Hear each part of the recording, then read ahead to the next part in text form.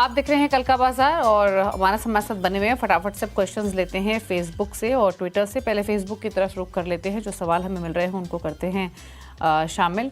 और ढेर सारी क्वेरीज हमें मिल रही हैं और एक सवाल हमें ट्विटर पर भेजा है रमेश ने और इनका सवाल है IRCTC पर लॉन्ग टर्म व्यू है, 952 की बाइंग है, क्या करे मानस? तो देखिए लॉन्ग टर्म के हिसाब से 200 वीक मूविंग एवरेज के नीचे स्टॉप लॉस लगा लीजिए। 700 रुपए के नीचे स्टॉप लॉस लगा के चलना है। ऊपर की तरफ 850 का एक बहुत ही अहम रेजिस्टेंस है। अगर उसके ऊपर निकलेगा तो आपको 950 या 1000 रुपए तक के प्राइस देखने को मिल सकते हैं, बट फिलहाल के लिए 700 रुपए की स्टॉप लॉस से पोजीशन में बने रह सकते हैं। गणेश का सवाल है सुमितोमो केमिकल पर, यहाँ इनकी बाइंग 522 की है, लॉन्ग टर्म व्यू है। लॉन्ग टर्म के हिसाब से 460 रुपए के नीचे स्टॉप लॉस लगाना है, पोजीशन में बने रहना है। 560 के ऊपर निकलेगा तो आपको 660 तक के प्राइस स्टॉक दिखा सकता है।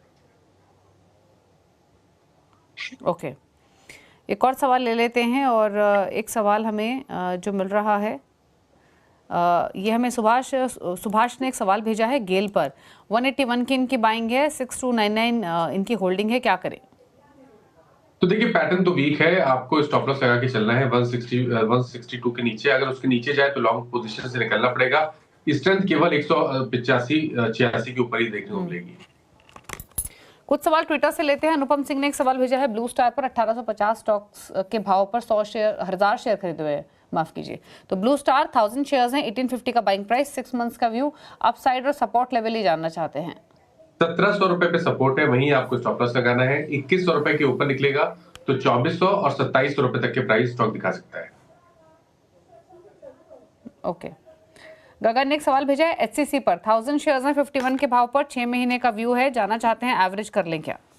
देखिए सही समय नहीं है एवरेज करने का। एवरेज करने के लिए 36 रुपए के ऊपर अगर स्टॉक निकले तभी आपको एवरेज करना है। फिलहाल के पास आपके पास जो पोजीशन है उसमें आपको 27 रुपए का स्टॉप लॉस जरूर लगाना है।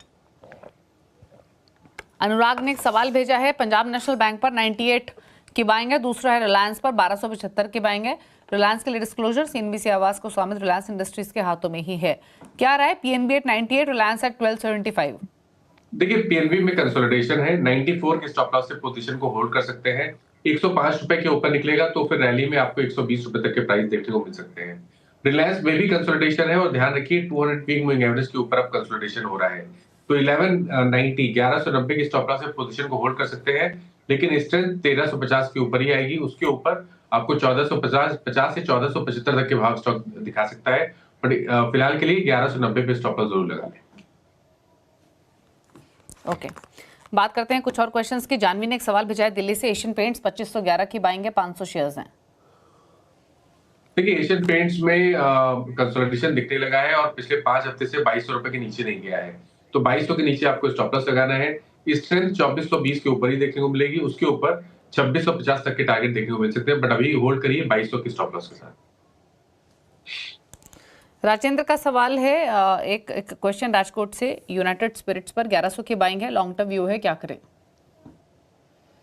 देखिए लॉन्ग टर्म के हिसाब से जगह तो सही है जहां से आपको एक सपोर्ट देखने को मिल सकता है, रिवर्सल देखने को मिल सकता है, बट कॉशियस रहना जरूरी है। तो 1350 के स्टॉप लॉस से बने रहिए। अगर 1550 के ऊपर निकलेगा तो रैली रिज्यूम हो जाएगी।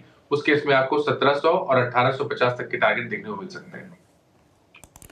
मधुकर का सवाल है भोपाल से, अदानी पोर्ट्स और अदानी पावर दोनों पर। अदानी पोर्ट्स 1120 की बाइंग है, अदानी पावर 540 की बाइंग है। अदानी पोर्ट पे अगर व्यू लंबा है तो 1000 के स्टॉप लॉस से आप पोजीशन को होल्ड कर सकते हैं, लेकिन स्ट्रेंथ 1250 के ऊपर ही आएगी। दूसरा स्टॉक रिपीट कर दीजिए, मैं सुन नहीं पाया। Adani ports 1120, Adani power 540। Okay, Adani पार में इसमें भी कंसोलिडेशन है। मेरे ख्याल से यहाँ पर 425 के स्टॉप लॉस पोजीशन को होल्ड कर सकते हैं, लेकिन स्ट्रेंथ 575 के ऊपर ही आएगी। ओके, बात करते हैं एक और क्वेश्चन लेते हैं। राजीव ने एक सवाल भेजा है भागलपुर से, अपार इंडस्ट्रीज 50 स्टॉक से 120 की परचेजिंग है, क्या सजेशन? कभी कोई उछाल मिले तो यहाँ पर निकलना चाहिए, क्योंकि स्ट्रक्चर वीक लगता है। गिरावट में शायद ही 6000 या उसके नीचे 5800 तक के भाव भी दिखा सकता है। मेरे ख्याल से कभी भी कोई उछाल मिले तो निकलने की कोशिश करिए और फ्रेश खरीदारी 8500 रुपए के ऊपर ही करनी है। ओके, चलिए, तो ये रह रही अपार इंडस्ट्रीज पर। फिलहाल 6728 पर बंद हुआ आज के सेशन में। चलिए सवाल इतने लेंगे। मानस, शुक्रिया आने के लिए शो में। कोई क्लोजिंग कमेंट? तो देखिए, जिन स्टॉक्स के बारे में बात हुई, किसी भी स्टॉक में मेरा पर्सनल पोजीशन नहीं है, पर इनमें से कुछ स्टॉक हम लोग टाइम टू टाइम अपने क्लाइंट्स को रिकमेंड करते रहते हैं, तो उनके पास उन स्टॉक्स में पोजीशन जरूर हो सकती है। शुक्रिया आपका शो में आने के लिए और सभी क्वेरीज को आंसर करने के लिए मानस। इसी के साथ कल का बाजार में इतना ही। देख के उस पर भी खबरें जारी हैं। नमस्कार।